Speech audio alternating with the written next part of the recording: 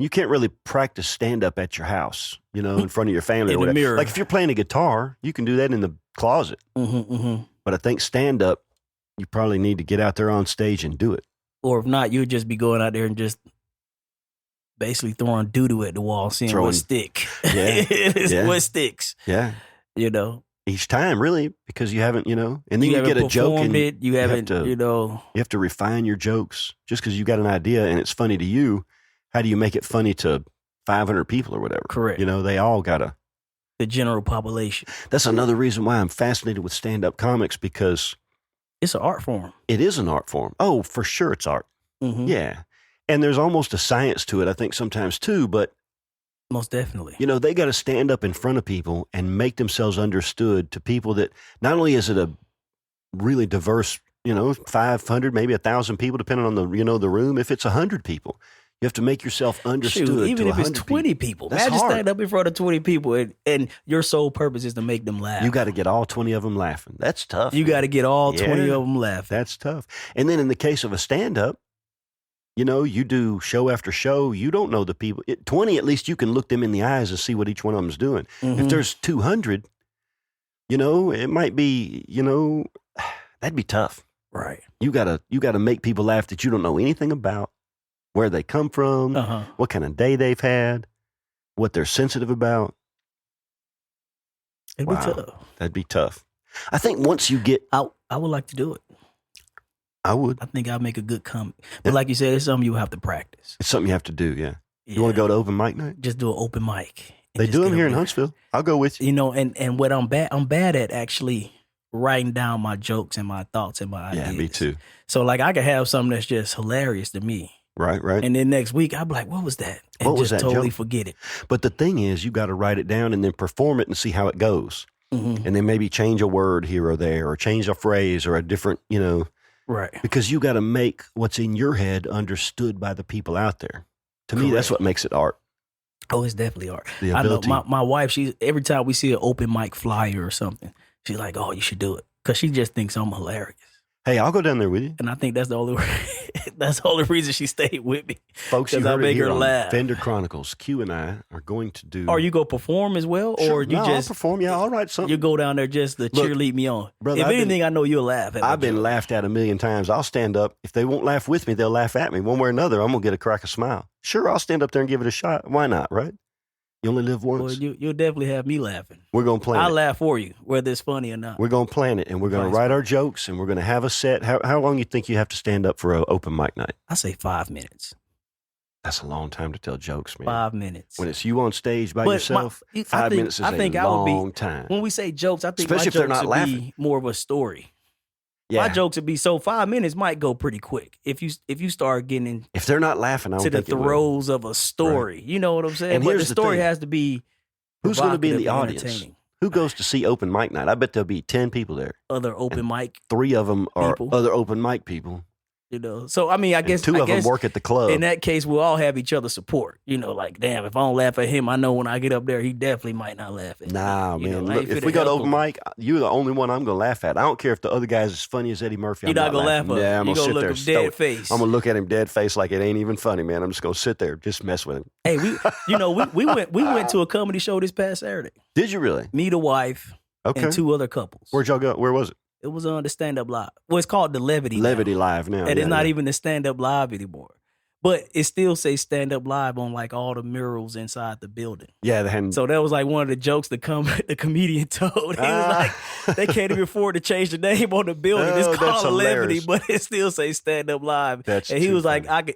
I'm not surprised because we're here in Crack Alley. It's in a It is it's in a the pretty hood. rough spot. It is in You the know what hood. I'm saying? He's like, damn. They've had some pretty big names there, though. Yeah. Not top comics for sure. But we saw Josh Blue. You know who Josh Blue is? Never heard of him. He's got cerebral palsy. Oh man. And so- he got a handicap. Yeah. He's got one arm that's crooked. Like in Scary Movie.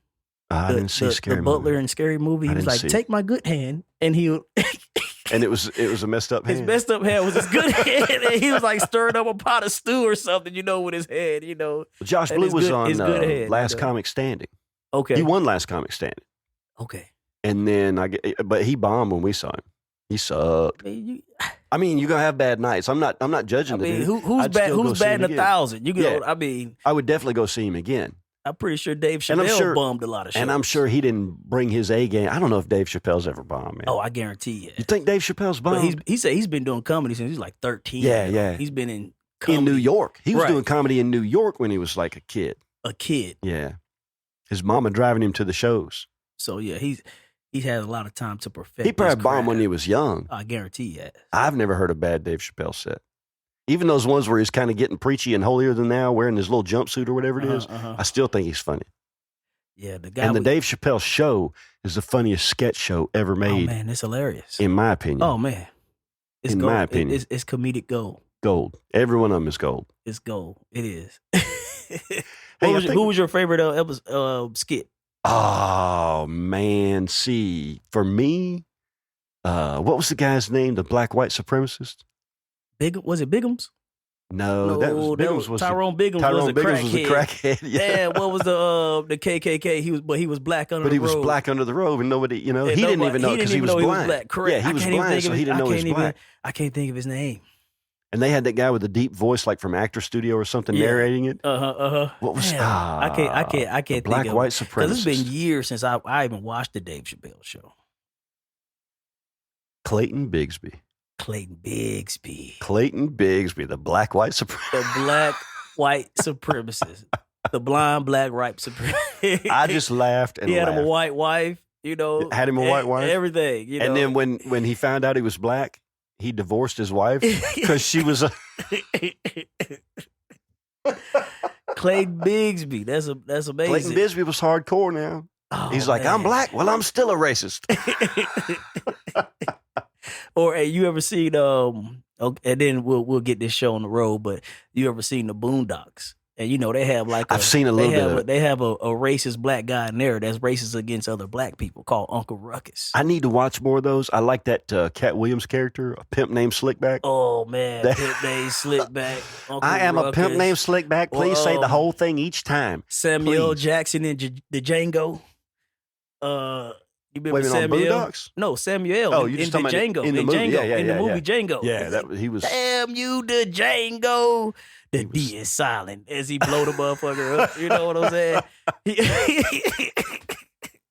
That was one of Tarantino's funniest movies, Man. in my opinion. It's a love story. It is a love story with The a lot of Django- humor in it. Yeah, the Django is a love story Yep. about him getting his damn wife back. I like when the KKK, the Klan comes to kill him and the guy that's basically training him, mentoring him, that freedom from slavery. Yeah, the dentist guy or The whatever. dentist guy, and they got the hoods on, and they was like, I can't see shit out this damn thing. The one dude was like, man, my wife spent all day cutting these masks. He's like, he got pissed off. He said, screw you guys. I'm taking my mask and going home, and rolled off on his horse. Oh, that movie was so funny. It was- That might have been the one I was telling you about where the two elegantly dressed Southern ladies were sitting on the front porch. Like they had the big ruffly skirts that came out, like a big hoop skirt or whatever. And they looked like they were just dressed to the nines. And then you could hear their conversation. And they were talking about the dudes that were walking down the street. Like, look at him right there. I would take him behind the chicken coop or whatever they were saying. It was like they were looking like high society ladies and then just talking all nasty. It was hilarious. Right. I think that was in Django. That could have been Jake. Django was an excellent movie. I got to man. go back and watch that movie. Django was a good movie. Man, we've been talking for a few minutes and people don't even know who we are. Hey, I think it's time we introduce ourselves. let's do it. Take it away, Q. Let's go. Welcome back to another episode of Vendor Chronicles. I'm Q the Messenger, and my co-host is Shane the Brain Knox. And we're here to tell you some stories where the truth may seem stranger than fiction. Stranger than fiction. Here we go. Here we go. Vendor Chronicles Season 2, Episode 3? Episode 3. So I got something I want to mention Go ahead. as we get started. Uh-huh. This means less for the people listening, but it's a pretty monumental day for the folks sitting in the 86 Kids Studios. Correct. Today, we officially published our podcast. So if you're listening to this on Spotify or YouTube or Apple or wherever you get podcasts, Season 2, Episode 3, when the day we recorded it was the day we launched our first episode, Season 1, Episode 1. Correct.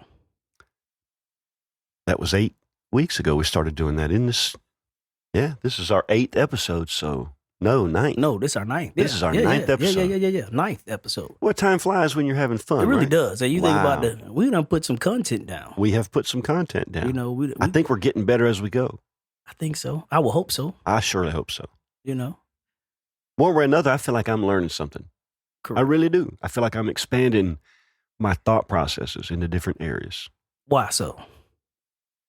Just try to just keep the topic interesting, or just our conversations? I think expressing an idea and then hearing somebody else's take on that idea. In this case, it's you and our illustrious producer, Kevin Richardson. Illustrious. Not to be confused with lustrous. He's just got regular hair. I wouldn't call it lustrous. And I certainly didn't say luscious. I said illustrious. Illustrious. Make sure. You know, we don't want to confuse people on what kind of podcast this is. No. You know. What genre would we fall in when it came to podcasting? I don't know. Like, what are we? Or are we just... Man, that's a good question. How would you classify us? I would say this is a lifestyle podcast. Okay. It's not the lifestyles of the rich and famous. Not yet. Not yet. Not yet. Not yet. Hey. But everything starts somewhere. We got goals. We got goals. Yeah. And we've got a better start than... Imagine if we'd have been doing this by ourselves. We've kind of touched on that a little bit, but this would be in probably one of our garages. It'll be a lot more cruder. Be a lot cruder. For sure. For sure. You know, like crude oil. And we would be really struggling trying to figure out how to make it happen. We're refined. Thank you. We're like, Kevin got us like burning 93 octane. Kind of keeping us on track too, if you notice. Have you noticed how he subtly kind of steered us to where we need to go? Correct. Sort of like a good boss, you know? Oh, yeah. What's up, boss man? Most definitely. There we go. Kevin the Boss Richardson. Kevin the Boss Richardson.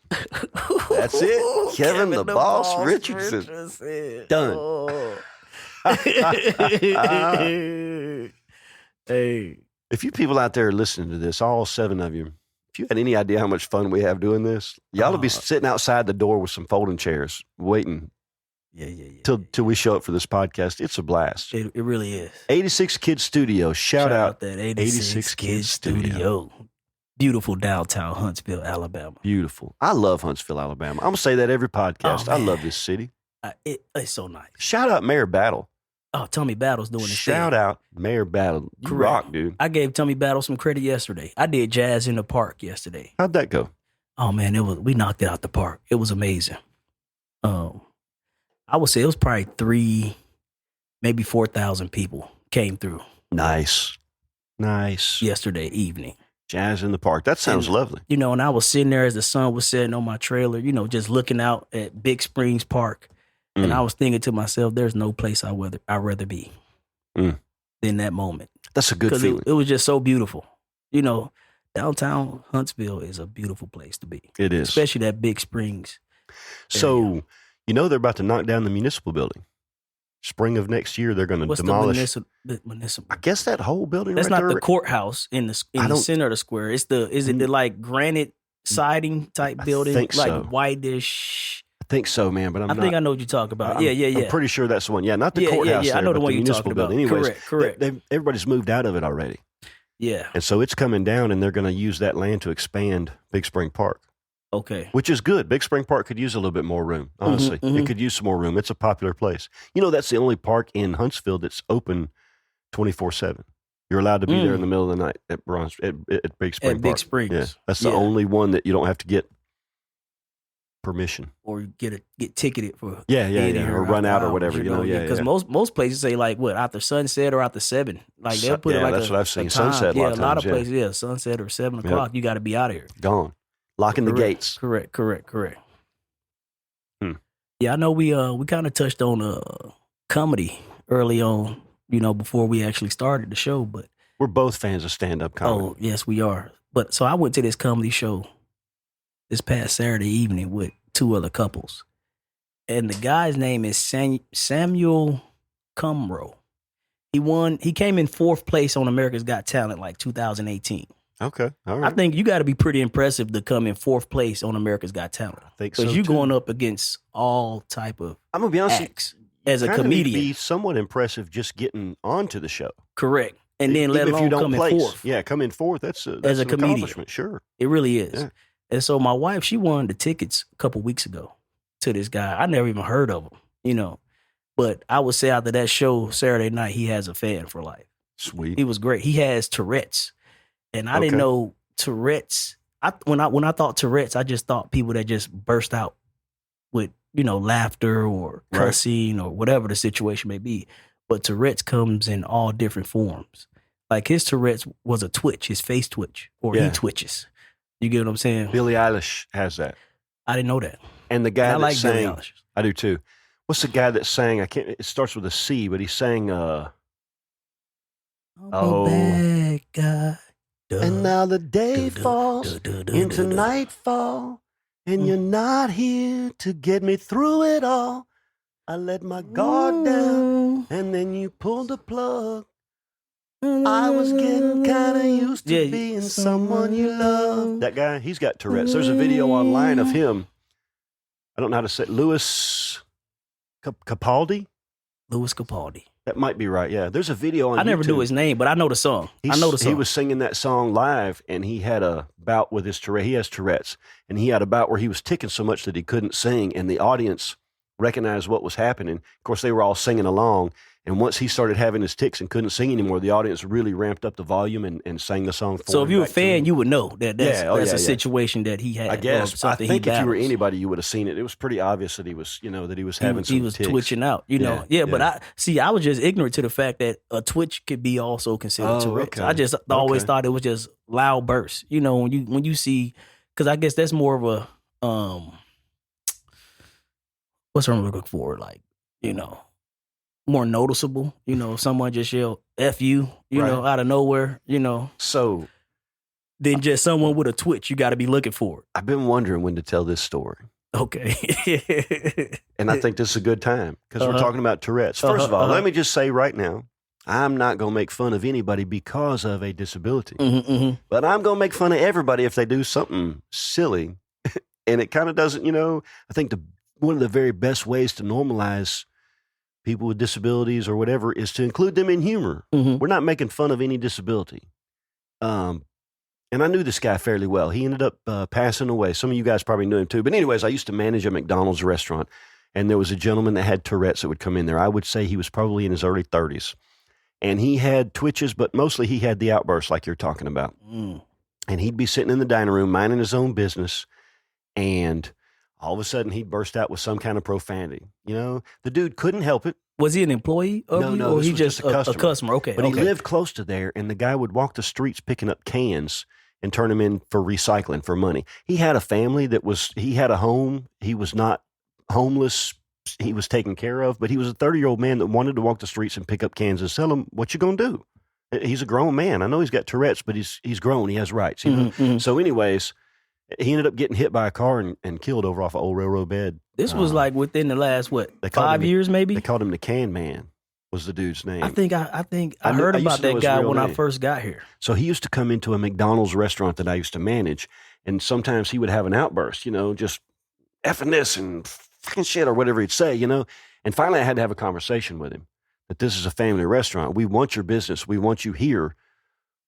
But we got to figure out what we're going to do about this. So we had an agreement that if he felt an outburst coming on, he kind of could know that something was, you know, that things weren't right. He would go run to the bathroom and have his outburst in the bathroom. Okay, that's the best solution I can come up with. I'm not kicking the guy out, right? So it's 5:30 a.m. on a Saturday. There's nobody in the restaurant, to my knowledge, except for the Can Man. And he's in the dining room, and I see him out there, and I can see he's about to have an outburst. You can just kind of tell. I kind of knew the guy, you know? And I could tell he was about to have an outburst, but there was nobody in the dining room. So, okay, dude, get it out of your system, whatever, right? But we'd had this conversation, and so true to his word, he clamped his hand over his mouth literally and went running to the bathroom, and you could hear him before the door was even closed. Fucking shit, just the dirtiest stuff you can think of. Now, this is 5:30 in the morning, okay? There's a dude in the stall reading the paper when he bust in with this profanic outburst.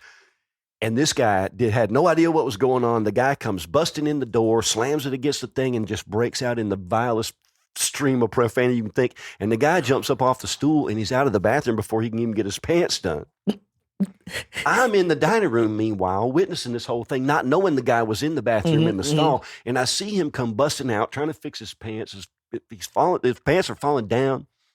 I just died laughing, man. I couldn't help it. What are you going to do? I understood what had happened, and it was the funniest thing I'd probably ever seen. This guy was really, really mad that I was laughing. I'm like, dude, I'm not laughing at you, but you got to admit, this is funny when you think about it. You were sitting in there calmly reading the paper. Right. This gentleman has Tourette's. It ain't his fault. It's nobody's fault, but it's really funny. Yeah. So I got a good education in Tourette's this Saturday.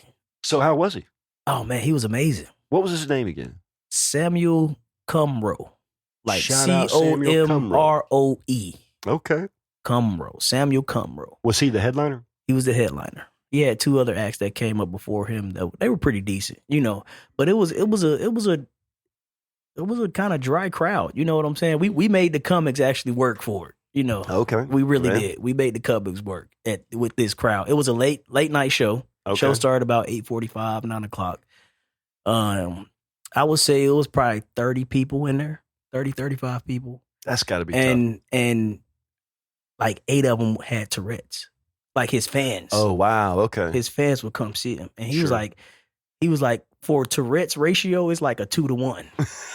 And so he was like, he rarely gets shows like this. He was like, this is probably the highest ratio I had Tourette's to actually other normal people. You know, and one of the ladies with Tourette's, she was one of the outburst people. Okay. And so he opened it up for questions at the end. You know, he was like, I got 5 minutes, you know, fire questions at me. And one guy asked him, like, if comic didn't work for you, what was your plan B? And like on cue, the lady with Tourette said, kill yourself. It was amazing, man. He was like, I'm taking you with me from now on. You know what I'm saying? And you know, he cracked on Alabama, you know, one of the things that the lady with Tourette, she would just say, bust out, roll tide, bitch. That was one of her ticks. You know what I'm saying? She just bust out, roll tide, bitch. So like he'll throw that in, you know, in this show. He was like, man, I'm gonna go home and do my wife and I'm just gonna bust out, roll tide, bitch. And she go ask him what? He's gonna be like, nothing. Don't worry about it. Inside joke, you know. It was good. He has a fan. That's hilarious. Yeah, it was a good show. There's nothing like stand-up comedy. There's no other art form like it. Oh my goodness. No other art form like it. Yeah. It's the one art form that has to be done in public, right? Is there any other art form? I guess maybe like dance, but dancing, no. You can ballet dance just as good in private. I can dance in the shower. But you sing in the shower. You can't do effective stand-up comedy in the shower. Practice my skits in the shower. Yes, you could, you know. I think good comedy requires audience participation. You're supposed to suspend your disbelief. I mean, that's how it's measured. You know, it's kind of, is it good or, you know? It's only good if they laugh. If they laugh, it's only good if they laugh. And it's different every time. You might do the same jokes, you know, in Phoenix as you did in San Francisco, but it's different inflections. It's a different crowd. There's different things going on that day. It's a whole different, you know. I'm fascinated. I wish I could do it. Oh, we're gonna do it. We're gonna do it. We're gonna do it as an open mic. We're definitely gonna get out there and do it. So you had a big trip this week. Yellow Daisy Fest, Stone Mountain, Georgia. Yeah, we did. How was it? It was busy. How many people would you say? I didn't talk to anybody as far as how many tickets if you were had sold. To guesstimate, We've usually been told that over the course of a 4-day weekend, there's 250,000 people. They usually sell 250,000 tickets. Wow. Yeah, so it starts Thursday? It's Thursday. It's 8 to 5 Thursday. I'm sorry, 8 to 6 Thursday, Friday, Saturday, and then you cut off an hour early on Sunday. So 4 days. What is that? 9 hours a day? 8 to 6? 10 hours a day. Yeah. 4 days, 10 hours a day. And it's always somebody walking. You know, there's never a time when you're sitting there and you don't have people walking through. They may not be at your booth. A dead spot, you know. Well, you might have a dead spot in your particular sales, but there's, you know, and of course there's times when it's really busy. There's probably certainly more than 400 vendors there. Wow. It's a big show. Yeah. That's in Stone Mountain, Georgia. And so, excuse me. So, but, you know, Stone Mountain has a pretty big audience of their own. You know, a lot of people come to Stone Mountain just to be going to Stone Mountain. And so, you know, you have that captive audience, and then they've got a very extensive marketing team. You know, they're always I get all kinds of stuff from Stone Mountain all the time. So they push that Yellow Daisy and people know about it. It's well advertised, well attended. It's a good show. Yeah, it's a solid, really good, solid start for our Christmas season. The fall is when we, in the toy business, this is my time. Right. If I don't make it, this your time to shine here. These next 4 months, I got to make carry you for the next 4 months. Got to. Yeah. These next 4 months got to carry me for the 4 months. January, February, March, April. Yeah. I generally say I need to carry through January, February, and March. Correct. I don't do any sales January and February unless it's online. But I spend that time working on inventory and spending time with my family and getting ready for the next year, thinking about the last year, product development, all those kind of things. And then we do our first shows starting in March. Yeah. So I got to have enough banked up where, I can make it through January and February. Correct. And I generally say January, February, and March is what I need, so. Same for me. Yeah. Same for me. Yeah. Especially when you're a face-to-face vendor. Like come that January, February, March, most of my time, if I do get any events, it's with schools. Oh, yeah. Yeah. Try to get into the schools and stuff like that. But outside of that, the markets pretty much stop. Yeah. And don't start again until February. You can hustle some stuff in January and February. There's some things that go on down in Florida. You talking about on the road? Sure. Yeah. But I'd love to be on the road. Listen, for the kind of money we can make, say at a Yellow Daisy festival, doing shows like that. I would love to find more very big shows like that and do less small shows. There are shows I show up and I make $300 or $400. I mean, that's fine, but I need real money. Right. I need more, more than that. And instead of hustling 100 shows, I'd rather build a huge bank of inventory and do, 5 or 6 really big shows, and then do, the medium size shows that are around in Huntsville. There's nothing in Huntsville that's even come. Well, yeah. Let's see. What about the Fiddlers Convention? Yeah, the Fiddlers Convention in Athens is a big show for us. It's not Yellow Daisy level, but it's big. It's probably, if I had a really good Fiddlers Convention and a really bad Yellow Daisy, they might be even. Ooh. Like if it rained all weekend at Yellow Daisy, I'd probably even up with what I'd do at Fiddler's Convention. But rain does not stop Yellow Daisy. 2 years ago, we were there and it rained all weekend. We still had a good show. It was a drizzly kind of rain. And sales were down, but it was still a strong show. Yellow Daisy is interesting because, well, first of all, it's such a big show.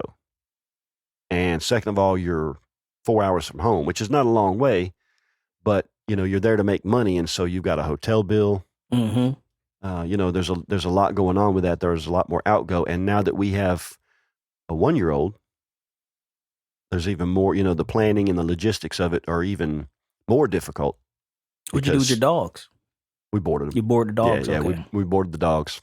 Okay. And then Madeline goes with us, and she went with us this time, and she did real well, but it's 4 days of 10 hours a day. She's out there in it. Got to take a nap in a playpen, a pack and play or whatever while she's out there with people moving by. And, it's a big deal, but she handled it well. She's, like your kids, she's used to going to markets, you raise them that way and it just becomes natural to them, Yeah.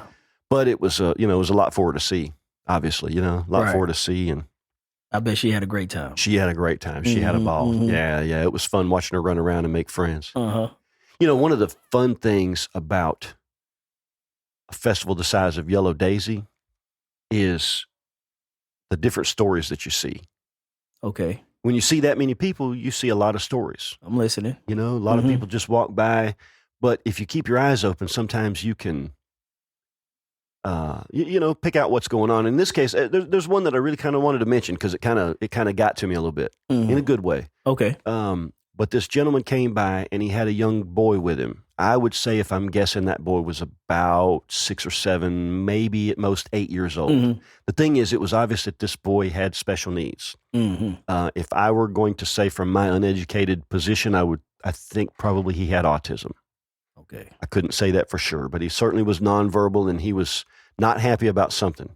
Something was really making his day bad, and he couldn't communicate to his father what it was, and he was really throwing a tantrum. He was loud. At one point in time, his father stopped with him while his mother went into a booth to look at some things, and the young boy was headbutting his dad like a ram would. He was backing up and running into him and headbutting him. He was really having a hard day, and it was obvious, or it seemed obvious to me as an outsider, that he just couldn't communicate to his father exactly what it was that he needed or what it was that was bothering him so much. His father, on the other hand, was probably in his early 30s and seldom seen a more patient person. You know, there's a lot of people, and maybe more men than women, who in a situation like that would maybe lose their cool with their kid, might yell at the child, might be embarrassed that their child was causing a scene, and this boy was causing a scene. This guy was none of those. He certainly wasn't embarrassed. I tell you right now, he was not embarrassed of his son. And it kind of makes me tear up a little bit when I remember it, because it was such a, you could tell this man loved his son, you know, with all of his heart. And it didn't matter what was going on with his son. It didn't matter that his son was, I mean, this was hard to deal with. This would have been hard for anybody to deal with. This was a meltdown. And this man took it calmly and patiently and with his head held high. And I actually went over and said something to him. I waited until things calmed down a little bit, and I just said, listen, man, I know you're full of stuff, and I don't know what your day is like, but I want you to know I see you. I want you to know I see you. So to the dude at Yellow Daisy, who was super patient with his special needs friend, son, I'm sure it was his son, I guess. Man, not have been, but he kind of looked just like him. Shout out to you, sir. I didn't get your name. To the dude at Yellow Daisy. Shout out to the dude at Yellow Daisy. That's an inspiration. That's what I told him. It's an inspiration to everybody. You know, we got kids. I bet that made his day too. I hope so. I hope it helped to encourage him, because you could tell he was struggling with it, you know, and I hope that maybe you know, maybe it's arrogant to think it would, but if we don't say something to one another, nobody is an island, you know, and I hope that maybe that helped his day be a little bit easier, because it meant something to me to see it. It was pretty cool. Those little stories that you see when you deal with the public, right, in an outdoor setting like that, you know, you never know what you see. And you can always find what you're looking for. And by that, I mean, if you're looking for people to be no good, worthless, lousy folks, you're going to find those people. Yeah. They were there at Yellow Daisy. I could tell you some bad stories I saw. I could tell you stories about somebody snatching their kid up by the arm when they really didn't do much of anything bad. I can tell you about these parents walking around with their kids on a leash like they were some kind of dog because they're too lazy to pay attention. You see that a lot. I hate that. The leash kids. If you walk with your kids on a leash, you have a right to raise your kids any way you want to. I'm going to judge you for it. I seen two this past weekend. I'm going to judge you for it. Kids on the leash. How are your kids ever going to know how to deal with the world if you are A, not trusting of them to do what they're told, and B, not willing to pay enough attention to your kid that they don't wander off? Come on, pay attention. And anybody out there that's saying, oh, well, you got a 15-month-old, wait and see. I got a 30-year-old and a 27-year-old too. You know? This ain't your first rodeo. Ain't my first rodeo. That having been said, I'm not going to say anything because everybody's got a right to raise their child how they want to. But I'm judging you. I'm looking at you. Hey. But I choose to look at the good things, you know? Assume the best in people. There was a side gate. You have to pay to get into Yellow Daisy. It costs $10 a head or something like that. I don't know how much it costs. You got to pay and go through this gate, right? And there's some side gates there at the facility, and they'll have like a guard there at the gate. Well, if you're a vendor, then you get a pass. You can come and go as you please because you don't need to go through the pay gate. Right. You've already paid, right?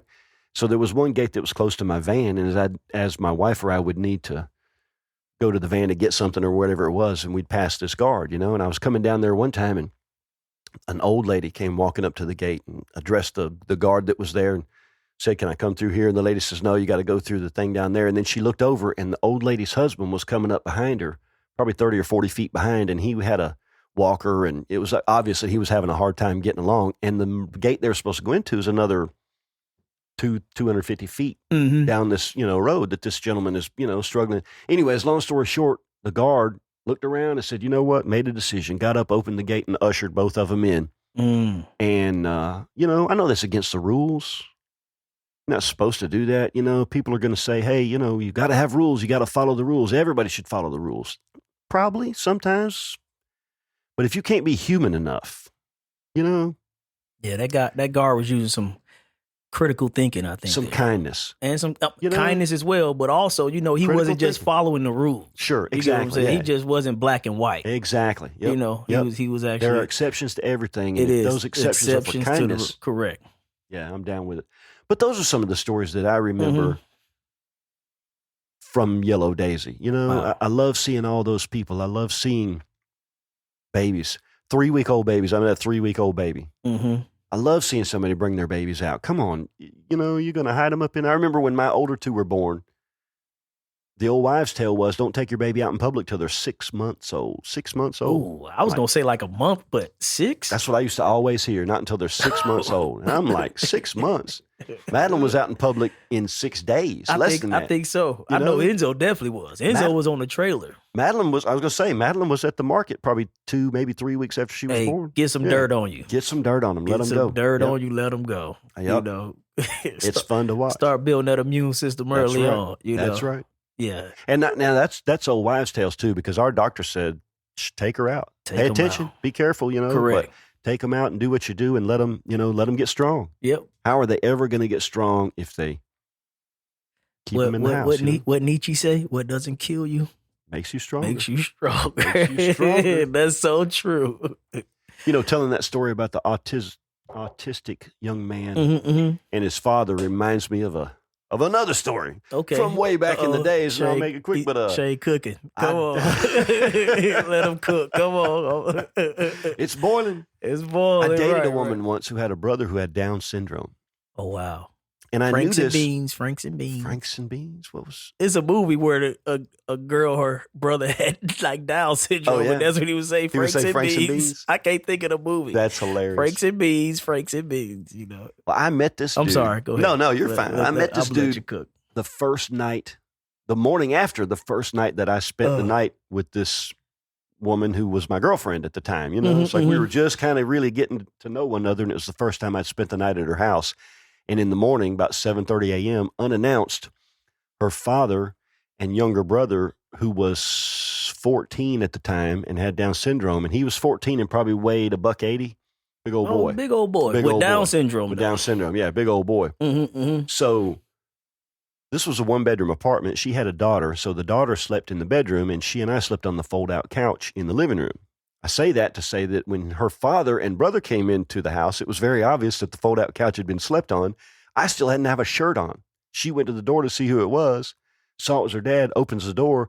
I've got shorts and, you know, I'm trying to get myself presentable. I'm, you know, it's like, hey, give me a second, man. You know, I'm fixing to meet your dad for the first time, not to mention your brother. And this young man's name is Travis. The 14-year-old brother. The 14-year-old brother. Okay, yeah. So his thing at that time, what he was into was physical strength. And he would express that by picking you up. He wanted to know, could he pick you up? So here I am, 5 minutes after I've woken up on the couch, having just spent the night at my new girlfriend's house, meeting her father and pulling a shirt on, talking about, you know, hi, Mr. Wells. And then her 14-year-old brother, who's a big old boy and has Down syndrome, wants to pick me up. Okay. What do you do in that situation? Yeah, I let him pick me up. I let him pick me up. Yeah, what you I let do, him pick man? me up. Yeah. Well, did she like, she was embarrassed. Forewarn you? No, I had no idea. Oh, I knew that he had Down syndrome. I knew she had a brother that had Down syndrome. Okay. But I knew nothing about him. I didn't know he was as big as I was. You know what I'm saying? I didn't know all that. And so, that was my introduction to it. Turned out he was a hell of a kid. You know, he was fun to hang around with or whatever. But, that was a wild way to meet the father and the Down brother. syndrome. Yeah. What's that, an extra chromosome? Extra chromosome. It's amazing. One chromosome can do that to you. Can change your whole... Can change everything. You know, we're supposed to have 23, I think, or 24. Or Down syndrome has 24, and normal people have 23. I think that may be right. I'm not sure. You get like 13 from each parent. But it's, no. Or 26. The chromosome. Yeah, you're supposed to have 26 chromosomes. Talking about an X and a Y and a Y. Hey, listen, I'm trying to sound like a doctor. I don't know. Right. I don't know. I was more interested in the guy himself, you know? It's like, okay, not sure what, you know, what's different here, but let's find out. I dated the woman for a couple of years. That was going to be my next question. Did you go back and see her after that? Oh, yeah. We were together for a couple of years. Matter of fact, we were together when I moved to Huntsville. Okay. When we broke up, she moved back down to Columbus, Georgia. But, Travis wasn't a problem. Turns out she was just crazy. You know, that's all it was. She might look at it another way. She might say Shane Knox is what made me crazy. Well, now I might have. Yeah, it could have been. I don't know. I think she was probably crazy before, though. That's my story, and I'm sticking to it. Dude, she stalked me for like Oh man, years. I finally had to block her. I mean, I've never blocked anybody in my life except for this one person. It's a lot She easier to stalked me. stalk people now, as opposed to back then. Well, this and when I say is before stalking, the advent of social media. She would call and leave messages and send text messages. She'll page you. She page you 911. No, this was after pagers. This was after pagers. Thank Page me goodness. 911. Actually, did it start before pagers? Ah, man, the years go by. They do. It's crazy when you think about, you mentioned technology, but, I'm 53 years old. Just the technological changes in the world since I was a teenager and can remember. In my, Correct. Say I can remember good the last maybe 35, 40 years at the most. Mm-hmm. But I can remember when a cell phone was a novel. I remember when we didn't think they existed. They were actually invented in the late 70s. Mm-hmm. But, nobody had one. Right. And now from pagers and cell phones You had the car phone. Had the car phone. Don't forget the car had to phone. be installed in the car. My wife, my mom, I say my wife. My mom rented a car with a car phone in it one time. I thought it was the coolest thing I ever seen in my life. Yeah, wasn't it? Damn car phone. I remember the first time I got a cell phone. This? I thought it was amazing. Mm-hmm. Just be anywhere you want to be and be calling somebody. I called my mother from the woods one time, taking my kids on a hike. I'm like, hey, I'm calling you from the woods just because I can. Yeah. It's amazing because we got to live life without technology. At least technology the way it is now and how accessible it is. I tell you, the one thing I think that the toughest part of it, for every good there's a bad, and for every bad there's a good. Some of the bad things about technology are offset by the fact that you can find out anything you want to you've got the world in your hand. Right. You've got answers to any questions you can think to ask other than philosophical ones. But you can really ask those questions and find out information in a way that we never could before. And now with AI, you can have AI do all kinds of stuff. But I think at the drop of a dime, man, it's crazy, isn't it? It's amazing. But the one thing I'm glad we didn't have was cameras everywhere. Yeah, you can't hide nothing now. You can't hide anything now. And I think, everybody does something when they're a kid. Some of us did a whole bunch of somethings that they really wouldn't want recorded. But a lot of crazy shit. I'm glad that I wasn't looking over my camera or looking over my shoulder for a camera. I mean, I did some stuff I'm not proud of for sure. Mm-hmm. But I changed my life. You make decisions when you're a kid. You do better. You reformed. You reform, yeah. Somewhat anyways. I don't know. I'm reformed. That's my mother, whether she thinks I'm reformed. What would be her answer? She would say no. Oh, man. You reformed, Shay. No. She would. Or you a reprobate. She thinks I'm worse now than I've ever been. Oh, yeah. That's a fact. My mother thinks I'm worse now than I've ever been. Oh, man. Yep. That's another time and another story. Good thing you ain't living the life she wants for you. Well, maybe. I don't know. I'm pretty happy in this life. I tell you, it's interesting because Stone Mountain, Georgia is also the place where my older two kids and my wife and I would all go on vacation. We vacationed there and camped in their campsite there for about 10 years, way before I was ever into the craft making business. Mm-hmm. That was a vacation destination and it's right in the middle of Atlanta. So the kids got the, building a fire at night, cooking breakfast and dinner over a primitive fire, sleeping in a tent. They got nice bathhouses, which is important, especially for a young teenage girl, But other than that, it's tent. If it rains, you figure it out, But also you're right there in Atlanta. So during the day, we would go to Six Flags. And then another day we'd go to Whitewater. And then another day we'd do all the attractions there at Stone Mountain, climb the mountain or whatever it was. And so every year we'd ask them if they wanted to do something different. And they said, no, we want to go back to Stone Mountain. That was our vacation, yeah. So now to go there with our new daughter, we went and watched the laser show on the lawn. Have you ever seen the laser show at Stone Mountain? Mm-hmm. So yeah, we went and did that, and that was fun. But it was nostalgic. It was sometimes emotional, remembering some of the things. Mm-hmm. That big old lawn. If you've never been to Stone Mountain, how big you think that lawn is? 10 acres? 15 acres? Easily 10. Easily 10 acres, and it's sloped down towards Stone Mountain. Could be 15. Could be. Yeah. I bet if you go all the way to the mountain, past where the train track is down there, where that little pool is, yeah. But anyways, then it goes right down to a mountain, and on that mountain is the largest carving on any mountain in the world. It's bigger than Mount Rushmore. Right. And that's something I learned from you last week. Yeah. I didn't even know that. It was bigger than Mount Rushmore. Bigger than Mount Rushmore, yeah. But they do a laser show on that every night. So anyways, that's the background.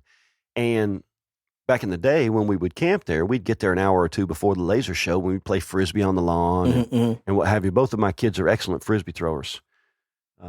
So we would have a good time out there on the lawn. That's for sure. My daughter was something to see.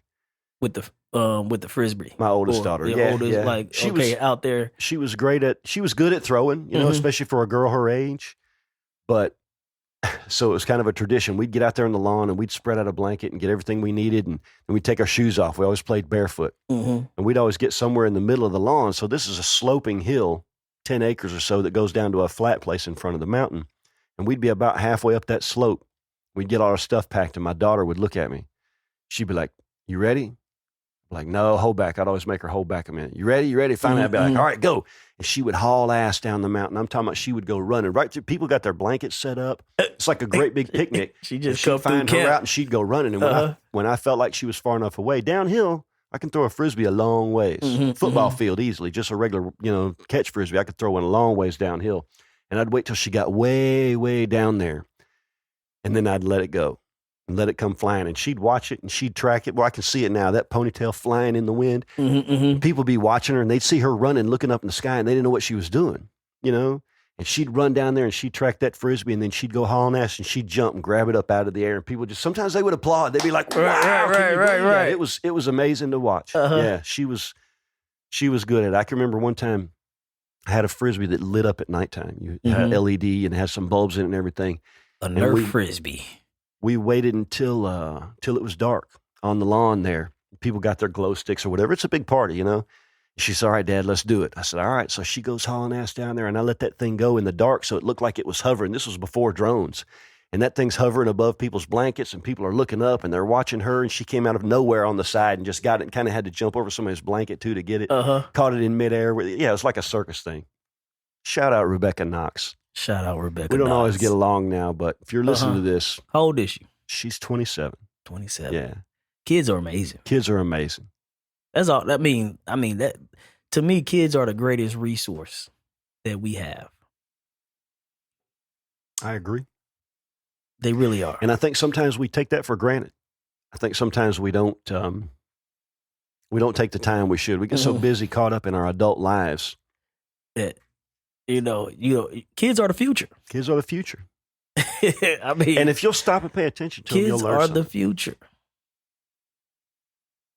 Yeah, I think there was a time when child raising was seen as, you ever heard that old phrase, children should be seen and not heard? I don't know about that. How do you feel about that? It may be appropriate in certain situations. Yeah, but I've never had that mindset in parenthood, that you should be seen and not heard. I want to hear what you got to say. How else are you going to learn if you don't ask a question? Correct. And if you can never join the conversation, how do you learn to join the conversation? And it's also nice to see the world from the perspective of a kid, Absolutely. Like they imagination, our imagination's kind of been detuned over the years, but theirs is still wide open, There's an author. How they see things. Yeah. And you'll get a different perspective. Correct. There's an author named Robert Fulghum. Okay. He wrote a famous book called All I Really Need to Know I Learned in Kindergarten. And it was a huge hit, and then he wrote probably I like that title. 10 or 15 more. It's a great book, and it's an easy read. Matter of fact, you know what? Next podcast, I'm going to gift you guys both a copy. Ooh. So this is what a book nerd I am. When I say that, I'm not going to have to go out and buy one.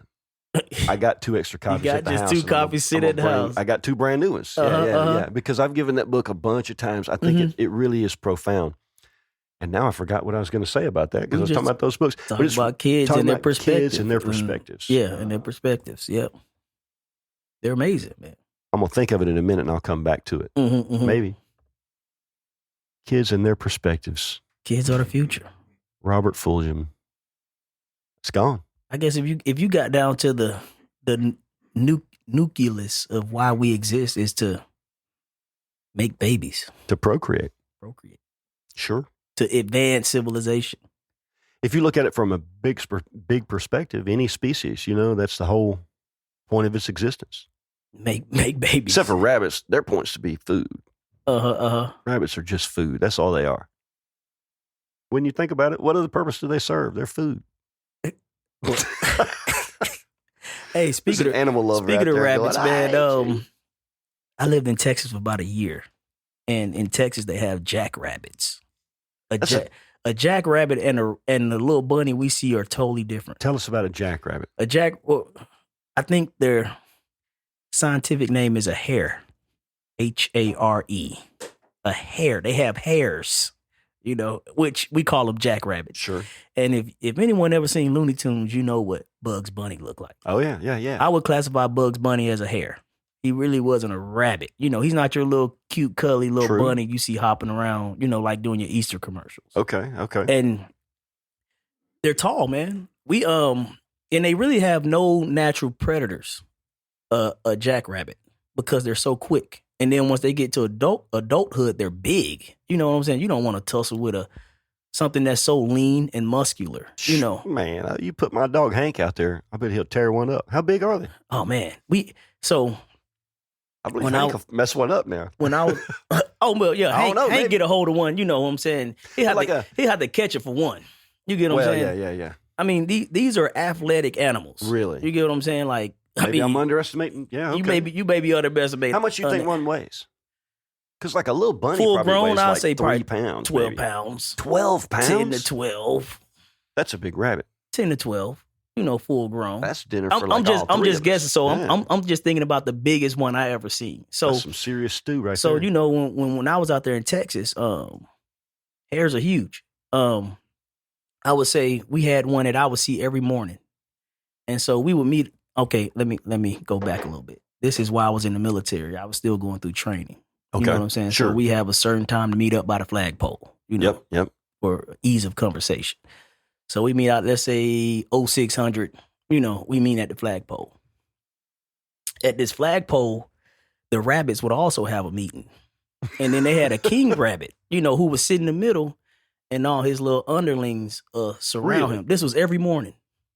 Every morning. When we met up, form up to go do whatever we're doing for the day, the rabbits will form up. Just like us. That's amazing. And this guy was huge.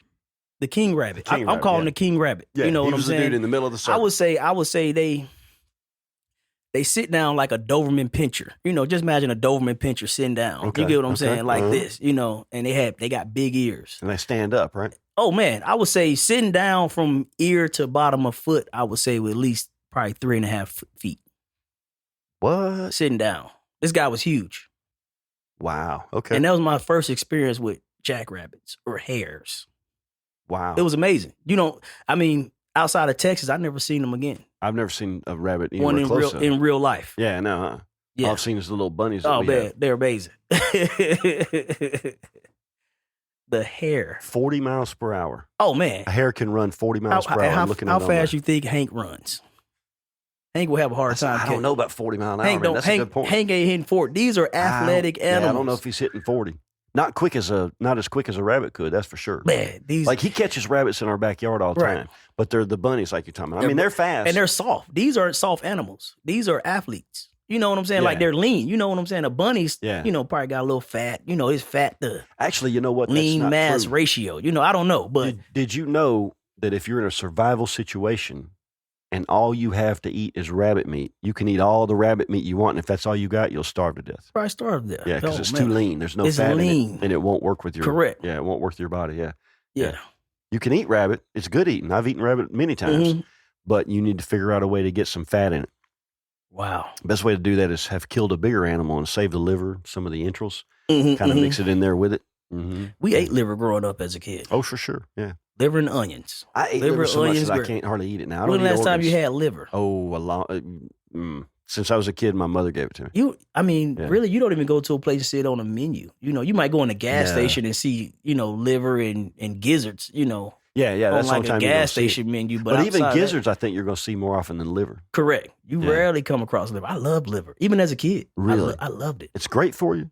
It's one of the best things in the world for you. But I haven't had it in years. Huh. I want to know. I wonder, can you find it in the store? Yeah, I've seen it. Go find me a liver. Liver, tongue, all that kind of stuff. I used to know a woman that ate chicken's feet. The feet, actual literal feet. Oh, man. It doesn't seem like there'd be, she nibbled it off of it. She offered me to try it. She had some kind of white sauce she made, but I wouldn't. Chicken feet. I had some back when I sold insurance one time. There was a couple. These folks were old back then. That's a delicacy in some places. And she was cooking chitlins. We ate chitlins growing up. And they would laugh at me. Of course, I'm white, you know, and they were not. And they would laugh at me and, you know, give me a hard time because I'd never had chitlins before. The black folks you knew. Yeah. They were, well, this wasn't growing up now. This was when I ran a debit insurance route. But I would collect their insurance. A debit route, you go around and collect people's insurance in their house. You pick up their money. Mm-hmm. And back then, there were people that you went every week to their house. And I saw these folks mid-morning every Monday. They knew I was coming by like between 9 and 11 or whatever. You know, I had a route that I literally drove around. And then in the meantime, you're trying to sell new policies to people, right? Correct. So I would be in their house on Mondays, and they would always give me the business about something. They were super cool. But they would give me the business about something, and it started about chitlins. And they were like, all right, next Monday, you're coming to dinner. You're going to have your first bowl of chitlins. I said, all right, shoot, I'll try anything once, right? So that next Monday come around, and it's Monday morning, and I'm making my rounds, and I go by to pick up their insurance money, and I'm going to confirm, hey, I'm coming for dinner tonight, right? And I go up in the house. It smelled like sugar honey iced tea? Dude, man, sugar honey iced tea. It smelled like, it was rank. Man. This lady got her chitlins fresh from the slaughterhouse.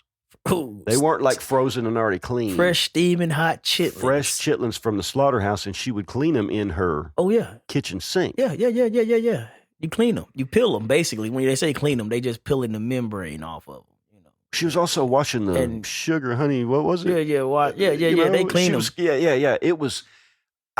dude, I went for dinner, but I didn't eat the chitlins. They thought that was the funniest thing, You didn't eat too. the chitlins. They cackled and laughed. I said, you know what? I'm a vegetarian tonight, y'all. I'll eat everything, but I'll have the greens. Mm-hmm. I'm going to have everything else, but I can't. Give me some cornbread. I can't eat the chitlins. And they just thought that was hilarious. You know, that I wouldn't eat the chitlins. Dishes made out of necessity that became tradition. It didn't smell bad by the time I got there. You know what I'm saying? And once it's prepared and what have you, it didn't. But right. You know, I'm just remembering this morning I saw this in the sink and I can't do it. I can't. Yeah. The final product don't smell like no, not at all, not at all. Poop. But I just couldn't. And here's the other thing. Even at that age, I knew a little bit about E. coli. Mm-hmm. I didn't see these chitlins being cooked. E. coli, ladies and gentlemen, if you don't know, comes directly from ingesting feces. It's the only way you get E. coli. If you got E. coli, it's because you ingested some amount of feces at some point in time. It's on spinach. It's on vegetables because animals come through and do their business or whatever. And you can also get it from meat that's not properly processed. You know, you make ground beef, and if that somehow comes into contact with feces, now you've got possible E. coli in the middle of this beef. That's why you can have a steak rare and a hamburger you can't have rare. Anyways, what am I lecturing you guys on food safety? I was in the restaurant business for a while. Food safety, yeah.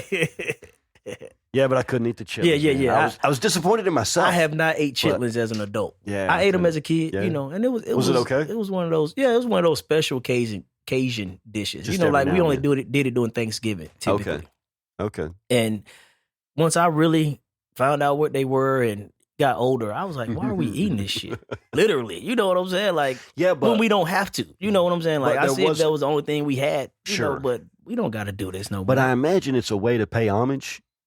If I can, you know, without being presumptuous. I don't know. I'd rather go do a rain dance or something. I don't well, know. Listen, I'm with you now. I'm with you. Chitlins, but there was a time in this country when black people were forced to eat chitlins. That's what I'm saying. Like one of those dishes out of it's necessity that became tradition. Yeah. You know, like now it's more of a traditional thing. We don't have to eat chitlins no more. You know. But again, if it's a way of paying homage to your ancestors that, you know, suffered in ways that, you know, I don't know. Look, I feel like I'm talking outside of my lane already. No, we don't got to eat chitlins, though.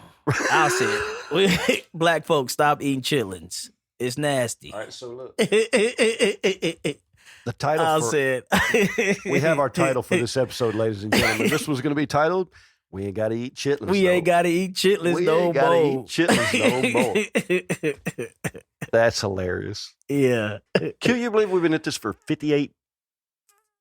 59 minutes on the dot. 59 minutes we've been sitting here talking. If I said it once, I said it 1,000 times. It never seems like it. It's crazy. It's go by so quick. It's just crazy. sit here talking, looking eye to eye. Such a good time. It is.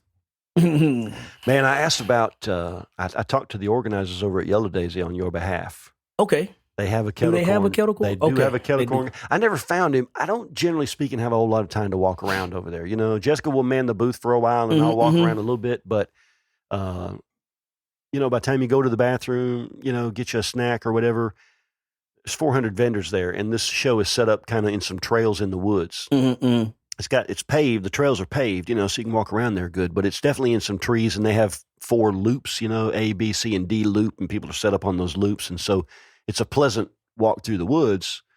But 400 vendors, I don't have time to get around to see all of them. But anyways, they said they had a kettle corn vendor, and they weren't going to allow another one because they're protecting. Like you said, we wouldn't let another toy maker come too. Mm-hmm. Like, okay, I got to respect. Yeah, I definitely respect that. But Jason with Furry Hippie Beard Company, shout out Furry Hippie Beard Company. Shout out Furry Hippie. And Lindsey Morgan with Luna Candle. Shout out Luna Candle. And Luna Candle. Well, they were both there. I know Jason wasn't there. Luna wasn't there. They both Lindsey wasn't came there this either. year. Okay. We all went last year together. Oh, man. And Jessica and Madeline stayed home because Madeline was 3 months. And then this year, of course, Jessica and Madeline came, and Jason and Lindsey were also there. And it'd be fun to have a big contingency of Huntsville folks. I hope they knocked it out. And I know the park. somebody that sells some real nice jewelry that might do really well at Yellow Daisy. So I don't know. Maybe I'll give them a shout and see what. Shout out Yala Avenue. Yes. Yeah. Shout out Yala. It'd be fun to have a big contingency of Huntsville folks all over there in Atlanta, and Right. it's nice to have each other's back in case something goes on. You know that if something goes down, you got somebody there who can help you out, and it's nice to be able to go to dinner at night. Kind of. If you're having a tough day, then you can commiserate. If you're having a great day, you can celebrate together. Commiserate. I never heard that before in my life. Commiserate. I'm adding that one to my back pocket. Commiserate. That's one of my favorite words. We're commiserating right now. Commiserate. Yeah, you see why we call him Shane the Brave? Oh, you guys ain't Listen right. to this guy, man. But fun was had by all. I think we did better in sales than maybe either one of them did. But man, we're working on their location too. We'll see. We'll see how that goes. But we had a good time. We all went to the laser show together. It was too packed this year, and I'll tell you, if you're going to go to the laser show, go see the new one. They were doing this time what they called a classic laser show, and it was you ready? A homologation of all of the different versions of the laser show they've done since they started doing it in '83, and so it kind of sucked. Honestly, I gotta be honest. The old show, the one they did, the old show was great. But they didn't do the whole I'm pretty sure show. I seen the old show. Yeah. If I seen the show, because it's been Remember years when the lasers since I've been just to cover the sky above you? You'd be looking up, you see nothing but lasers. They don't do that anymore. It's just I don't know. When we saw the drones last year, and the drones are crazy good. Wow. Like it'll blow your mind. It's super trippy.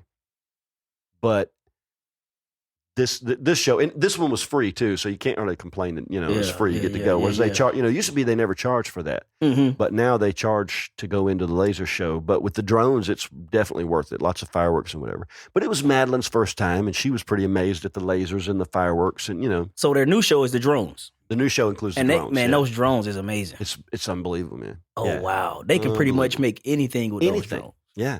Did you see the stuff that the Chinese did before the Olympics, whenever it was? Not this past one, but the Olympics before, and it was in China. They did drone shows for the opening ceremony. I saw it on TV, and it was impressive on TV. Oh, yeah. But when you see it in person, that one at Stone Mountain was the only one I've seen.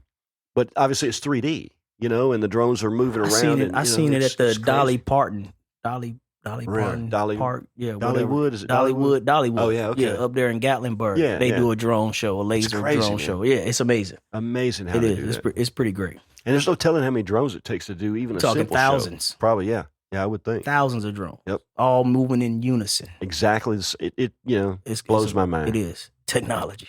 AI. Couldn't do that without AI. Correct. Could not do that without AI. So there you go. To all you old curmudgeons sitting on the porch talking about how curmudgeons. The world I would have just said you old farts, You old farts sitting on the front porch. Geriatrics. Go see a drone show, and if that doesn't change your mind about technology even just a little bit, then see you a drone show. Yeah, I got nothing for you. What did you say, curmudgeons? Your curmudgeonry is legendary. Curmudgeon. I can't even pronounce these words. I think I made that one up. I'll be honest with you. I think I just BS'd that word. Curmudgeonry. I think I made that up. You can tell you read a lot of books, Shane. I do like to read. I don't read as much as I used to, but I listen to a lot of podcasts. And I listened to a lot of books on tape. I joined Audible and was trying to listen to, I'm figuring, I'll listen to these books. But here's the problem. If it's an 11-hour book on tape, well, that's today and tomorrow. That's a long book. And that's $20 or $30 or whatever it costs, And so if I had to, if I did that, I'd be paying, I bet I could easily spend $50 a week on books on tape. Mm-hmm. But you can find old books on tape on YouTube that you can listen to for free. The freebies. Older stuff, and you find some new stuff. I think it was Mark Twain that quoted like a guy who doesn't read good books is equal to a guy who can't read at all. I'm paraphrasing it, but it goes something like that. Wait a minute, like not reading good books or just not reading He at all? specifically say good books. Good but books. most people you would say like a guy who doesn't read. Yeah. It's just as worse as a guy who can't read. You I get what I'm read a saying? lot, I but think it's that's like novels. the real, that's how most people would paraphrase that quote. If you don't read books, you might as well not be able to read. You might as well not even be able to read. I feel that way. You know? Yeah, I feel that way. I think it's important to me. Reading books has always been since my earliest memories. Mm-hmm. I can't tell you a time when I didn't. I don't keep a paperback with me as much anymore. I used to. I brought a book with me to the market this past Sunday. I didn't get to open it because every time I tried to open it, someone walked up. Now listen, I'm not reading like physics, Mm-hmm. the Einstein theory. I mean, I read some nonfiction, of course, but probably if I've read in my lifetime 5,000 books, 3,000 of them were novels, and probably 2,000 of them were something educational. You've been motivating me to read. I actually listened to an audio book. Yeah, I kind of don't have the time anymore to read like I would like to. I listened to an audio book, but I still like the physical. I like a physical book. Feeling of a book. And then I listened to another guy. He talked about how like a book is more than just a book. For sure. It could be a paperweight. It could be a prop. It can be a wasp killer. A wasp killer. You get what I'm saying? Yeah. Like a book is more than just a book. And there's something about, like, I don't like the readers. Like a Kindle or whatever. I'm not trashing them, but for me, I just like having the book. For one thing, for years I rode motorcycles everywhere I went. And so if you get caught out in the rain, that might ruin a Kindle, but if it ruins a paperback, you can go buy another one for $10. And finish the book. And trust me, if I had a book that was ruined, just let it dry out. Another one. You wrinkle up on it, and just have a little wavy pitch, for sure. Give it a little bit more character. But worst case, you're out $10 yeah, or whatever. Correct. And so, well, yeah, you definitely motivated me to read more. I actually listened to an audio book, like I said. If you're looking for reading material, come to the house. I have sold. I one time boxed up 10 U-Haul boxes of books and carried them to a used bookseller. Wow. I had 10. Jessica was like, dude, you got to do something. Are you going to read all these books again? No, probably not. Get rid of them. Do something with them. And I boxed up 10 U-Haul books. And now I boxes of books. 10 U-Haul boxes of books, yeah. And now I try to keep my library thinned out, But there's some stuff that I'll never, some stuff's important to me. My favorite author is Robert Heinlein, the science fiction author. I love his work. And I've got a first edition signed copy of one of his books. So he does sci-fi stuff? It's sci-fi stuff, yeah. But, science fiction a lot of times is, first of all, it's for us nerds. But it's also, usually it's just a human story. And they set it in some kind of a world that they invented so they can tell a story the way they want to. But the story is almost always about the people involved and how they're coping with, like any good story. I've always heard that there's only so many stories, like there's 10 stories. And everything that you hear is a variation on these 10 themes: love, hate, lust, fear, whatever that is. And everything that you hear is some kind of a variation on this story, which kind of makes sense. And the stories are always about the human condition in one way or another. A hero and a villain. A hero and a villain. In whatever way, there's always a hero and a villain. Who's the villain in your story? Oh, I am my own worst enemy. Ooh. Without a doubt, I am my own worst enemy. But, that's funny. I was thinking about that last night. What was Samuel L. Jackson in my very favorite movie of all time, Pulp Fiction. Okay. But I'm trying, Ringo. I'm trying real hard to be the shepherd. Yes. In his story, in that Bible verse. When he explains the Bible verse. He explains the Bible verse. He explains the Bible verse and he says, listen. But then he says, I'm not the shepherd. I'm the tyranny of evil men. I'm not the tyranny of evil men. There are those that might think I'm evil. Not at all. Oh, we need to have a conversation. There are definitely at least 3 people I know that think I am the evil. Evil. Like devil evil. The spawn of Satan. Spawn of Satan. Yep. That is what it is. Interesting how when you don't conform, you're labeled as Pulp Fiction. Whatever it may be. Pulp Fiction, greatest movie. That was a good movie. Would you say Pulp Fiction is better than Django? I know we've been talking. I think for a so. while. Yeah. You think so? I think I like Pulp Fiction better than Django. You like Django better? Oh man, Django's great. Django's amazing. Did you ever go back and watch Once Upon a Time in Hollywood again? No, I need to. But Pulp Fiction is a great movie. I think I like Pulp Fiction as well as Django. I would say I like it as well, but I don't know if it was not better. Pulp Fiction. I'm sorry. I liked Once Upon a Time in Hollywood as well as Django. Ooh, I think Pulp Fiction is better. Probably Django and Once Upon a Time are probably even in my estimation. That story was so, I don't know, it just entertained me the whole time. Bruce Lee getting his ass whipped. The Once Upon a Time. I've always, what was it? Manson. The Mansons was in it. The Mansons was, yeah. I think Charles Manson was actually in it for a little, Charles Manson. Not him, but they did have his character there. But yeah, that's a great movie. Yeah. But I've always thought Bruce Lee, like I would have liked to have seen Bruce Lee fight Chuck Norris. I would like to have seen that. Well, he did fight Chuck Norris. He whooped Chuck Norris' ass in Enter the Dragon.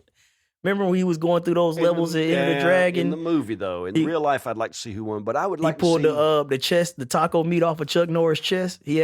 Chuck Norris had that hairy chest, and he took a handful of it and ripped the hair off his chest. You don't remember that when Bruce Lee fought Chuck? I was a kid last time I saw that. And then he got to the final boss was Akeem Abdul-Jabbar, and he put that big ass footprint on his chest. He kicked him as he was sitting down. Kareem Abdul-Jabbar fought Bruce Lee in a movie? Yes, you have. Oh my goodness! No, I've not seen that. Then I'm not. Oh, they're in the Coliseum. He's going through these he's running through the Coliseum with his cats and shit looking at him. What's the movie? I think it was Enter the Dragon. I'm not sure which one it was. It's been a while. Maybe The Way of the Dragon. It could have been The Way of the Dragon. I'm going to have to go. You know what? I haven't watched any of that Bruce Lee stuff since I was a kid. Here's what I'd like to see. He fought Chuck Norris and Akeem Abdul-Jabbar the same movie. I want to see Bruce Lee fight Conor McGregor. Conor McGregor probably pound Bruce Lee's face. I believe Conor McGregor would pound Bruce Lee's face in. Without a doubt, I think Conor McGregor would. Because he wasn't a big guy. He was not a big guy. Like 5'7", 5'8". You know what? I'd like to have seen him fight Muhammad Ali. 160. Oh, man. I believe Muhammad Ali would have wiped the ring with Bruce Lee. Yeah. I mean, it's different weight classes. Yeah. But that's he what would have had to stay in his lane. People regard Bruce Lee as like the greatest fighter of all time or whatever. Well, you're talking pound for pound. Yeah, probably. He was what, 5'8"? 5'8", 160, 170. You know, I think Muhammad Ali would have just been... Muhammad Ali, what, 6'3", 6'4"? Dude, what would Mike Tyson have done to Muhammad Ali? It's very different disciplines. You know what I'm saying? Boxing, and there's all the rules and all in discipline. But if you ask me, now I'm not a big, huge fight fan and certainly not knowledgeable, but has there ever been anybody more... I love boxing. I'm not a big MMA fan. I would prefer MMA to boxing, I think. like boxing. But has there ever been anybody more ferocious than Mike Tyson? No. Just ferocious. Iron Mike. That look in his eyes when he would go into the ring and some fool would be talking shit to him and he would just look at him and I'm sitting at home in my living room scared. Like, dang, I hope that guy doesn't come to my house. Iron Mike. He wasn't for the theatrics. He'd come out in some black shorts and a towel. Nope. Subdued music. Just him just wipe the floor with everybody. Yeah. He did an interview with Joe Rogan. Mm-hmm. It was the second interview he did with Joe Rogan, and I saw an interview later on where Joe Rogan talking about I was legitimately afraid when he was in here that day. It was when he just had started training to try and fight again. Oh. And Rogan was like, listen, Mike Tyson was the reason why I got a bigger table here because I wanted to give myself time in case he came across it. Right. And Rogan's I don't know how bad he is, but he'd whoop my ass. Mm-hmm. Oh, most definitely, yeah. Like probably all three of us together and not break out a sweat. I think he trains. He's pretty tough, yeah. He trains in that discipline. And, he calls MMA fights. Mm-hmm. He's like the color commentator or whatever. I wouldn't want to fight nobody. No, I don't know. I've been punched in the face before. It ain't fun. It ain't fun. Nope, it is not fun. I don't care who it is. I have been in a few. I was in a tough bar fight one time. Uh-huh.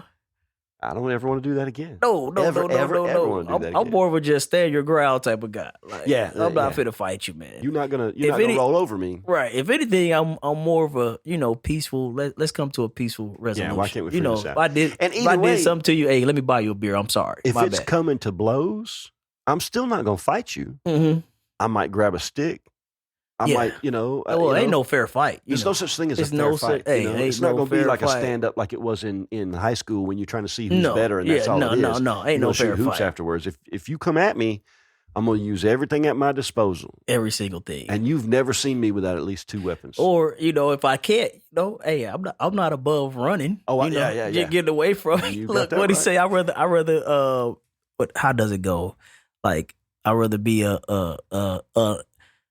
live coward than a brave, dead person. A brave lion. A brave lion, you get what I'm saying? But if if it involved your family, you wouldn't run. No, not at all. Step. I wouldn't leave my family. Of course not. And if there's somebody coming in your house at night, they ain't no running from that. Yeah. I try to give them time to run, but I would not leave my family. So it's 2 a.m. You hear a noise and you go to investigate. And I'm looking at Cynthia. Somebody. Hey, go see what they is. Hey, honey, I heard a noise downstairs. Would you give them a chance to get out, or would you just shoot them? I got that P365 sitting on the nightstand. I'm just gonna shoot you. Not gonna. There's no warning. If you're in my house, no. I'm not saying who are you. Yep. Especially if I don't know, you can recognize people even in the dark. I know if that was my son or my daughter. But and you know what? If I wasn't sure, I might put the gun on you and then say something. Right. I'm gonna know immediately. Like if it's for whatever reason, if you needed to come in my house at 2 a.m. All you had to do is say one word. I'd be like, "My bad, Q. How you doing in my house?" I think Hank could be your first line of defense, though. Hank could be on that ass. Yeah, I think so. Yeah. Actually, probably Gertie first, the little miniature schnauzer. She'd let him know. Ruckus. Yeah, make the ruckus. She would raise hell, and then Hank would, Hank could just be on that ass. I think unless you really needed something in my house, you'd probably pick a new house. If Hank came up on you, I believe you just be like, you know what? Best case scenario, he's going to wake them up. But worst case, he going to be on my ass. I've never even seen Hank really pissed off. But I saw him take a full-grown poodle and put it on the ground and then stand over it because it got too close to Madeline. He put this poodle down. Right. I thought he was going to kill these folks' dog. I really did. And my neighbors, they already know if they don't watch their cats, he's going to kill their cats too. They keep coming to my yard, which I love a cat now, don't get me wrong. Hey, you're responsible for your cat. But if your cat comes in my yard, Hank's fast, man. For a big old dog. Ain't going to be on him. There's a couple times when, they're saving graces. They can jump the fence. The cats can. If they couldn't jump the fence, they'd already. And they got some ability to climb as well. A cat can climb. Oh yeah, for sure. Yeah, they can climb up the tree or get on top of my shed or something. But yeah, Hank will not tolerate a cat or a rabbit. Oh man, it's 2 things we. I think it's just that instinct in them. Then, especially if they turn around and run, it's just in the springtime and in the fall when the rabbits are out. Several times cutting my grass, I've found parts of a rabbit that he's been eating. He's eating them? Oh, he eats them, yeah. Okay, not just gnawing them and killing them. He's eating he'll them. Eat part of it now and then save the rest of it for tomorrow. Oh, and then leftovers. Yeah. I found just a head one time. Just a head. That's all it was. No ears on it. Yeah, just the head left over. Wow. Yeah, Hank don't play. Hank. Well, what do you think, man? Should we wrap this up? Where are we I could go all night. Oh, we're way over time, man. Hold on, boss man. Kevin the boss man Richardson. Kevin the boss man gave us no heads up. I knew we were over time, but I didn't know it was this far. Yeah, we've been talking. What, we like 120, 125? Yeah, right at that. Oh, man. Right at that. Well, it might have to do some might have to. Time flies when you have Kevin fun, the though. Boss Man Richardson. Boss Man Richardson from 86 Kid Studio. That 86 Kid It's actually Studio. called That 86 Kid Studio. Kid Is that right? Studio. That 86 Kid Studio. Shout out. We sound like Laura. Shout out That 86 Kid Studio. Yes. It's amazing, man. We get to just put our thoughts on I say paper, but Sure. record. I don't know another word to say it. We've never once planned this. We talked for about 30 seconds before this podcast. Hey, you going to start with this and then I'll do this? Mm-hmm. We didn't really do that either, by the way. What we were talking about doing. I don't even know, man. That went right out the window when the mic came on. Your intellectual property. But this really is 2 people just sitting down, face to face. Face to face, right. Whatever conversation comes up, it's what it comes up. And just let it go. We start talking about our lifestyle, and our intent is to, chronicle the lifestyle of 2 vendors. 2 people out there just every day hustling. Correct. Trying to make it happen. Got families, got kids, got problems like everybody else. We went to my friends. And I'm going to try with a little help from my friends. Wow. That'd be a good song for me to sing too, because the opening line of it is, "What would you do if I sang out of tune?" And I know how to sing out of tune. That's for sure now. Oh no, I know. Kevin the Boss Man Richardson's like, yeah, he does. Trust me when I tell you. It'll be hard for me. Oh man, we probably need to wrap this up, brother. What you think? I mean, you know me, I'll talk all night. Yeah, me too. I don't have a job. You know what I'm saying? This is Vendor Chronicles from that 86 Kids studio in the heart of beautiful downtown Huntsville. The heart of beautiful downtown Huntsville. Cue the messenger, Kevin the Boss Man Richardson. I wanna give a I wanna leave him with a things your father should have taught you. Things your father should have taught you. Things your father should have taught you. We've done a little bit of this. We've touched on this a little bit. We haven't went back to it though. That's all right. You know, so I was thinking like, man, what can I leave the people with tonight? Things your father should have taught you. Like things your father should have taught you. All right, I'm on the edge of my seat. I don't even know if we touched on it. Have we talked about this subject? Basically, like we mentioned it. You and I talked about it off air, mm-hmm. and then you mentioned things your father should have taught you in either episode 2 or 3. Right, and I think we talked about the radio. That's right. We talked about the driver radio. Controls the car radio. Hey, the driver. I mean, that's just a truism. Yeah. That's like one of the unwritten rules. You can't, you can't. If I'm driving, the radio's I'm on the radio. That's right. Correct. You know, it could be your car. That's right. You know, but I was also going to touch on this is for males. This is for men. Right. Things your dad should have taught you. Okay. If you go into a bathroom and you see 3 urinals, do not use the middle urinal. Do not. They're all 3 open. All 3 open. Yeah, all 3 are open. Do not go to the middle urinal. Correct. Either go to the right or to the left. Never just choose the middle when all 3 open. Only time you go to the middle unless you really got to go. If the other 2 and the other 2 are already occupied, then okay, I'm okay with the middle. I'm okay. Correct. And I got to go. You do not just No. automatically stand at the middle urinal. Nope. You know, and if I can expand on that. Expand on this, Shay, please do. Your father should have taught you that if you're in a public urinal. Mm-hmm. Don't drop your and britches. To the Well, ground. You ever walked in and see somebody with the britches around their ankles? Hopefully it's a little kid. I done seen a grown man with his britches at his ankles, man. Yes. Oh, that's not good. It's the most funniest thing in the world. No, that's not good. You walk in and see cheeks. You know what I'm saying? Oh, man. He's probably 90 years old already. I've only ever seen kids do it. Oh, man. But you know what? Here's what I'm going to say. Your dad should have taught you while you're standing at the urinal, mind your own business. Oh, man. Don't be having a conversation with the person next to you. Nice day, huh? Talking about how's it hanging down there? Great costume, you know what I'm saying? Oh, you know. At the very most, give them the classic, wow, this water's cold. Correct. That's all you can do. Or the bathroom stinks or something, you know. At very most. While your eyes are on your own business. Right. You ain't making eye contact. Oh, man.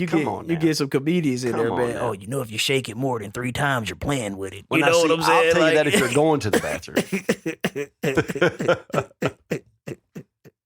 Don't take the middle urinal. That's do not important. take the middle urinal. That's a man rule that you should know. That is definitely a man rule that every man should know.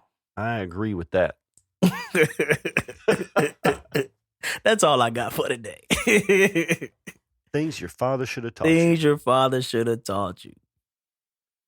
Well, guys, that takes care of it for this night. We out. Season 2, episode 3. Peace.